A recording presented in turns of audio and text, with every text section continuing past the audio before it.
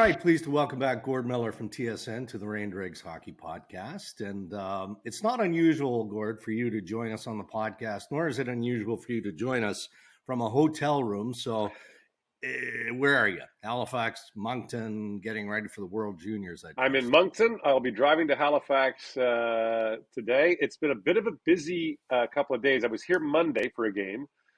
Flew to Toronto Tuesday morning to the game there Tuesday night. My cabbie did a 270 at 3:45 a.m. into a snowbank in Moncton on my way to the airport. Of course. Then flew back here yesterday. Did a doubleheader yesterday. Drive to Halifax today. Doubleheader there tomorrow. And then I hear there's a tournament afterwards. Hey, so you're driving today. Like, how are you going to do it without me there to give you guidance? Well, Ray, I'm going to drive towards the Atlantic Ocean, and I think I'll be able to find it. With all due respect, Ray, and I love you dearly, my life is much less stressful. In fact, Mike Johnson said to me the other day, Gord, I know how to get places. You don't have to tell me. Yeah, well, as you know, one of the worst things Gord ever assumed that I knew was direction. Like, he would tell me for a long period of time, Ray, out of the hotel, head north, Gord, left or right. North, no chance. I get no chance. Johnny finds places. He can I said your parkade's over there. Your parking lot's over there. He says, I know, Gord. I parked my car there. No, that's... See, but this is the thing. It's a can't lose, right? Because Gord feels good when he's in control. No, I don't. Gord is a very controlling person. Not. Yes, you are. And Ray, you feel good because you're making Gord feel good because he's leading the charge here. No, I feel have to stress about it. I feel good because I know I can't get to where I'm going. Well, there's that too. Yeah, the toughest part about following Gord is that he has this enormously long stride. And you may notice I'm not that tall. So within about 7 strides, he's like when the kid's following his dad in Home Alone. I can't tell if there's another guy of his size up there. What Ray used to do is what my daughter Blair would do is a sit-down strike. We were in New York one day, and I was blazing down 8th Avenue, and I looked back, and Ray's just standing 2 blocks back with his arm folded, going. Eventually, he's going to notice I'm not there. I can't do it. I can't keep up. I also love the walks to the rink, right? Because Ray has a tendency to break into a sweat about 15 feet after leaving the hotel. So you got to slow the pace down so that he's not leaking like an old tractor. Except he's like Ray's in really good shape. Like Ray's in better shape than I am. I don't get that. Yes. I don't get that. Like, how come you're Mount Vesuvius after half a block and I'm fine? Like, doesn't make sense. Well, I'll tell you, the other day, Matt and I, my oldest son, were shoveling the driveway, which of course in Vancouver is quite an event. And he was, "You're doing this all wrong. You should not sweat shoveling the driveway." And I'm like, "You're right, but I pick up the snow once and I can feel it like coming down my neck." I'm like, it's ridiculous. You know what? I know a guy who we work with who breaks into a full sweat when he eats. It's the weird, like, he gets the. That's maybe a slow down thing, isn't it? He gets the full glow going, like the Frisbees and the whole thing. Like when he eats, it's an ordeal for him. What happened to your credential? Well, so here it is. We know Dr. Phil from USA Hockey, Phil Johnson, who's a wonderful guy. Yeah. First met him, I think, 2000 at the World Junior. So this is his last one. So we want to do a picture outside the USA dressing room. So I take off your credential, as you do for a photo, pose for the photo, and I walked away without my credential. Now, never do that, especially with those hooligans. No. Those hooligans like Dave Fisher from USA Hockey and Phil. So they turned me into Gino Reda. It is a pretty solid stash. It's pretty close. I got to say, not bad. As far as vandalism goes, this is top drawers. This is top level vandalism. This is. So I don't think I want a new one. So I'm just going to go with this. Just leave it. Just leave it. We'll talk about the visit of the Ukrainian national team, Gord, which you were a big part of, swinging through Western Canada, playing the Canada West University, Saskatchewan, Calgary, U of A, and University of Manitoba in a moment. But since you're in Moncton, let's focus on the World Junior Tournament coming up on TSN. I don't know. I mean, what's the most compelling storyline for you? Is it Shane Wright and what he's going to be able to accomplish? Connor Bedard? I mean, something bigger internationally? I wonder if this is maybe the best Canadian team ever. Most dominant. Whoa, It may wow. I don't know if they will be or not, but they've got a chance. I mean, this team is loaded offensively. I mean, they got 3 NHL players for the first time, I think, in 18. They I think they've got a chance. I mean, I think the 05 team is the most dominant team ever. That was Crosby, Bergeron, Perry, Carter, Getzlaf, Richards, Weber, you name it. Yeah. 08 was pretty good. Yeah, no worries. Team, I mean, their defense is enormous. Like it looks like an NHL defense. You've got high-end scorers, North Dakota, players, yeah. Bedard, Fantilli, who will go 1-2 in the draft. I mean, this is a really, really good team on paper. Now, Ray, we saw in the bubble in Alberta in 2021, right, a very good Canadian team losing the gold medal game to the U.S.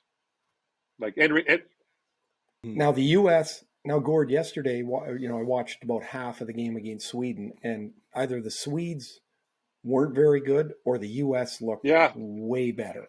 Like, can the U.S. compete with Canada again? I mean, that looked like a pretty highly skilled group. The U.S. has a ton of guys who can return next year. They got a lot of 18-year-olds, so this tends to be a 19-year-old tournament. But I would say this: Luke Hughes, I think, has a chance to be a dominant player in this tournament.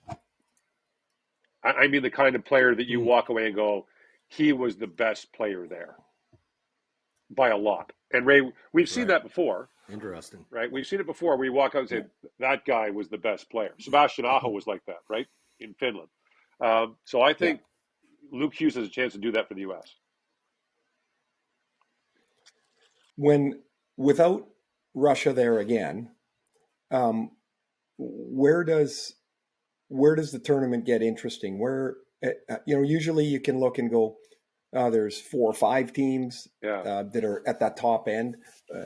Is there that, or is it a? Yeah, I don't think we didn't see a few of the Swedes' best players didn't play in the game yesterday, so we haven't really seen Sweden yet. The Finns are really good. The Finns look very good. They just aren't they something? They just have it. And the U.S. I think has a very good team. It's a different dynamic out Russia, no question. I don't think anyone's arguing they should be here, but it's different without them for sure. Yeah. They haven't won it since 2011. Yeah. But they're a good team. But I think the Finns, Swedes, and U.S. Have a chance to be really good. I mean, Logan Cooley is a really good player. I think what's interesting is when you look at the guys in this past draft that have gone back, either play college or junior or play back in Europe, and the kind of confidence, like Logan Cooley looks like a supremely confident player. Any similarity to Beniers? It's funny. I was thinking that yesterday a little bit, because I think just in terms of the jump you see, when you don't see them for a year or you don't see them for a period of time, he just looks like a more confident. I saw him 4 months ago, but just way more confident with the puck. And Ray, we've talked about this before. Like guys that are willing to hold on for a second and make a play. Don't just get rid of it. Make a play. Logan Cooley is making plays all the time. We'll move on. Oh, go ahead. Just one last one for me. I would say for people watching, Gord's done this tournament really forever, but just what we saw year after year is don't take the snapshot of the 2 weeks and cement your view of the player, both good or bad. Like I'll never forget watching Nathan McKinnon at this tournament. I told him last year when I saw him, or actually it was on our podcast, that he looked like a peewee player. Remember, he was wearing the cage, and I was like, he didn't even look. I'm like, this is Nathan McKinnon, and then 18 months later, he's in the NHL. Remember we met Johnny Gaudreau. Yeah. That whole team was so good, but he was just We saw Aho in 20 whatever year that was, 2014, I think it was, or maybe 2016, and we saw him like stretching before the game. And we're like, that's Aho. Like he looked like a 13-year-old. So if you make that snapshot of these kids for these 2 weeks, you're and it's the same as the draft, right? It's the same as the draft. Yeah, I mean, it doesn't matter where you get picked. It's a signpost along the way, and it's a long journey. So we'll wrap up the World Juniors with this, Gord. I mean, obviously, there's no comparison to what went on in August. The World Junior Championship is not an August event. It's not an August tournament, and we, as a consumer, as a fan, look forward to it during the holiday season. So, does it feel as normal as it can, based on some of the international challenges? It does. It really does. I mean, everywhere you go here in Moncton, people were talking about it. Capacity crowds for the Canada pre-tournament games. We're going to Halifax where it's completely sold out. There's lots of buzz. It's the as you talk about, it's the holidays. It feels like 2020 was a bubble. 21 was, again, 21 was a bubble. Sorry, 22 was postponed. Mm-hmm. So we're kind of into a more normal. How it feels in Canada, a little bit like Vancouver and Victoria in 2019, but also I think I was here 20 years ago when the tournament was played here in smaller communities where there's no NHL team, right? We're in a non-NHL market for the first time in a long time, and this is the focus. Like everywhere you go. It's awesome. All right, let's shift gears. So the Ukrainian national team is swinging through Western Canada in the near future. I believe the first game is December 30th, right, in Saskatoon. So that'll be the Ukrainian national team versus the University of Saskatchewan. The Ukrainian national team coming to North America in preparation for the Winter University Games in Lake Placid. So take us back to, was it a summer conversation? How did you get involved, and how did this all come together? Because it's a great idea, and it's going to be a great So what happened was, last year at this time, the Ukrainian Ice Hockey Federation had a delegation come to Canada to do some coaching clinics, some exchange work, trying to build their program in Ukraine. And they went to Manitoba. They met with executives of Hockey Manitoba. They came to Ontario, and I hooked them up with meetings with people. Because I have connections, and so they could talk to people about development in their country. Obviously, the war has changed a lot of things. In August at the World Junior in Edmonton, I was speaking with an executive from the Ukrainian Federation who said they had qualified for these World University Games the year before, which is a huge accomplishment for them. But now they didn't think they could play. How do you get a team together? Where do they practice? All of this. We're talking through it. Jay Woodcroft, the head coach of the Oilers, and Brad Holland, the assistant GM, were there. They came over and said, "Hi." We were talking. And we were sort of fleshing out some ideas. And Jay said, you should call Ian Herbers, former Oilers assistant coach, who's now the head coach of the U of A. Good idea. I know Ian, so I gave him a call. He said, we're having a conference call next week with our coaches. Why don't you jump on? Okay, so I get on the conference call with them. And they're like, yeah, we'll do it. And now, you got to remember, they've got a holiday break, and they've got tight schedules. So we're on this call. Okay, you can do this then. You can do it here. You can do it then. So we're working through it. And then, so, okay, we set a schedule. How do we get the team here? We need corporate partners. Now, Ray knows, if you look at our list of corporate partners, it's a pretty direct line of people that I know. So I reached out to Tim Hortons, Sobeys, Bell, Sporting Life, all of them, and they all jumped on board.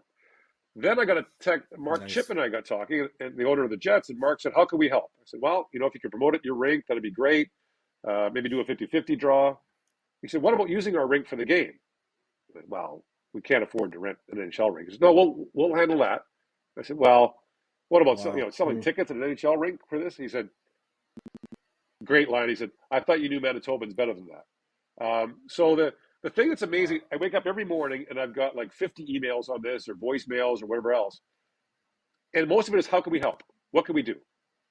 And it's been incredible. I mean, the company that provides buses to NHL teams is giving us buses at a discount. One of the corporate partners, I sent them a pitch. You have to send them something in paper, ask for a certain amount of money. They said, "Oh, we'll give you more than that." The Ukrainian communities in Edmonton, Saskatoon, and Winnipeg are having dinners for the team because it's Ukrainian Christmas coming up in early January. It's just like there's lots of reason to be cynical these days, and I get it about a lot of things. There's way more good in the world than bad. More good people than bad people, and I'm just astonished that these athletic directors at these universities had it dumped on their lap by their coaches. Oh yeah, we're playing the Ukrainian under-25 team. We need the rink. We need this. Okay, and no, he didn't go through the process. No, he didn't fill out the right paperwork. It's just amazing the outreach, and it's funny because it's gotten to the point where I've had to sort of build a fence around the team because The Oilers, Flames, and Jets are going to have a 50-50 draw at one of their games over the holidays, and the money's going to go to the Canada-Ukraine Foundation, which does tremendous work for humanitarian aid in Ukraine. And some of the money is going to go to Save Ukrainian Hockey Dream, which is keeping kids playing hockey in Ukraine and keeping the national teams going. And so the Oilers are playing on January 5th. The Ukrainian community is having a dinner for them on the 4th. The Oilers say, let us have them come to our game and be our guests. I'm like, I can't. I got to get them to Winnipeg. Well, can't they stay a day? I said, Winnipeg needs them. Like I can't. They can't be everywhere at once. Like the Flames are going to host the team on December 31st at their game.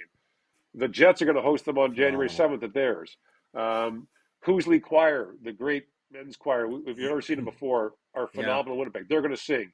The Shumka Dancers are going to perform in Edmonton and Calgary. Like it's just amazing how people just literally call you up and say, "How can I help? I've heard about this. What can we do? Chimo pierogies. What can we do?" It's just I like every morning you wake up and look. I'm not going to sugarcoat it. There's lots of challenges here, and I think that I was on a Zoom call with the Ukrainian Federation the other day. One of the executives has their kids at the office sheltering in the basement. They've had no power there for the last. I was just on a call with them this morning. They've had no power for 5 days. No running water.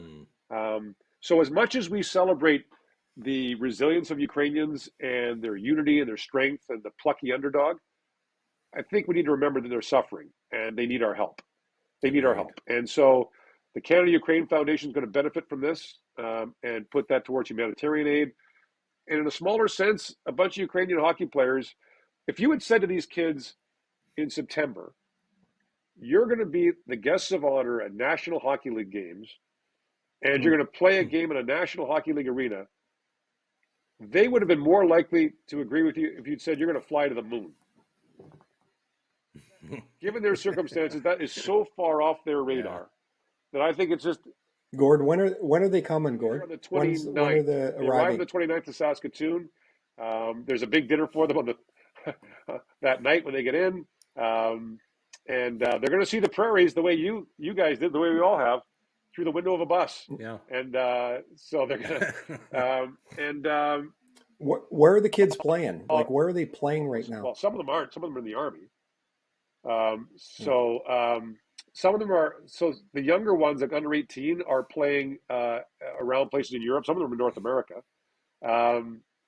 Others are in the military, and others have been given dispensation to play professionally in other countries. Vladimir Zelensky, the president of Ukraine, has made it a priority that Ukrainian national teams keep playing. He doesn't want Ukraine to disappear from the international stage, and he wants their domestic teams playing. So the Ukrainian Soccer League and the Ukrainian Hockey League are playing. Imagine this. There are like 10 arenas in Ukraine that are top level. A number of them are being used as morgues. So it's I'm sorry to but that's the truth. That's the fact. So what they're doing is they're bringing their 6 pro teams on weekends into one arena, and they're playing basically a tournament over the weekend. That's how they're playing their schedule. So it's I got to say, like when it was funny. We were on a Zoom call the other day, and a guy from Canada who understandably just wants to get something done said, I need an email on this, and the person from Ukraine said, we've had no power for 3 days. I'll get to it. I promise. Yeah. Right. So phenomenal. Well, Gord, I saw a little bit of this. We had, it's a few years now. We were sitting in the Delta Hotel in the restaurant, and the Ukrainian Hockey Federation was there. It was just prior to the pandemic and the war, I believe, and I think it was that timing. And Dmitry Kristich was there, old teammate of mine with the LA Kings. But you had already connected, and they were there on a fundraising, information gathering trip, and then shortly thereafter, things turned left. And you've been involved with this and supported them for a long time. It's been really remarkable your commitment to this. Well, I think you guys know, being at the World Championship and the World Junior and other international events, the best thing about it is the community of hockey. I think that's the thing I love most about international hockey, aside from being on the road with you guys, is the community. Is sitting down in the hospitality and and talking to all your friends from different countries who, like my daughter grew up with these people. They're all saying to me, "Hey, is Blair coming?" I mean, it's. I think that's the best thing about the game, is the community of it, and I'm seeing it firsthand here. Well, good for you. Such a huge undertaking, such an incredible cause. We'll do our small part in any fashion that we can. Again, game one is December 30th, Ukrainian national team in Saskatoon. And the last game is January 9th. So, Ray, why don't we have Gord back on early in the new year? And I'm sure we'll see pictures on TSN and globally, because it's a major event. So congratulations, Gord, on the work you've done. And it's not much of a holiday season for you, but you're used to it. The good news is I don't have Ray badgering. Where are those rosters ready yet? Are the rosters done? So, I was just thinking. I was just thinking, when are you going to get on the rosters? So you got to get going. What used to happen is I would type up the rosters and print out a copy for Ray, and then Blair would deliver it to Ray's room. So she was downstairs having breakfast while I was doing rosters, and she came back up and said, "Uncle Ray wants to know when the Slovakia roster is going to be ready." And I said, "You tell Uncle Ray," and that's where Blair first learned profanity. Yeah. You tell your Uncle Ray. This is just get yourself to Halifax, do the doubleheader, and then start digging in on those rosters. Which I'll email it. Let's get at it. You know what is one of this is like this is not this is not a stretch. So Gord doesn't get the final rosters till Christmas Day. The tournament starts the next day. Nice. And it's always a bonus for Gord when the final roster comes and a team has changed 11 of the numbers. And he's going to change all the rosters on Christmas night. And I'm sitting in my room waiting for him to finish, because I don't know how to do any of this stuff. So no. Well, listen. All right, Gord. Happy holidays, Merry Christmas to all of you and your podcast viewers / listeners, and I'll see you guys soon. Yeah, Merry Christmas, Gord. We'll look forward to listening to you.